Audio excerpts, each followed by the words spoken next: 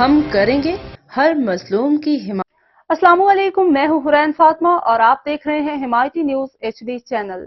نظر ڈالتے ہیں آج کی اہم خبروں پر۔ اسلام آباد وفاقی حکومت نے پہلی بار chairman public accounts committee PAC کی سربراہی کے لیے اپوزیشن سے 4 نام مانگ لیے۔ چیف وہب طارق فضل کی جانب سے قوم اسمبلی میں قائد حزب اختلاف عمر ایوب کو خط لکھا گیا، جس میں ان سے چیئرمین PAC کے لیے 4 مانگ کیے گئے۔ ذرائع کے مطابق خط میں لکھا گیا کہ چیئرمین پبلک اکاؤنٹس کمیٹی کے لیے سینئر اور تجربہ کار لوگوں کے نام دیے جائیں۔ باہمی رضامندی سے ناموں میں چیئرمین کا انتخاب کیا جائے گا۔ ذرائع کے مطابق خط کی کاپی PTI چیف وہب عامر ڈوگر کو ارسال کر دی گئی۔ یاد رہے کہ اپریل میں PTI chairman public accounts committee کے لیے شیر افضل مروت کا نام فائنل کیا گیا تھا، جو اس وقت پارٹی کی عادت سے نالا ہیں۔ چیئرمین PTI بیرسٹر گوہر نے بتایا تھا کہ بانی PTI سے اڈیالہ جیل میں ملاقات ہوئی۔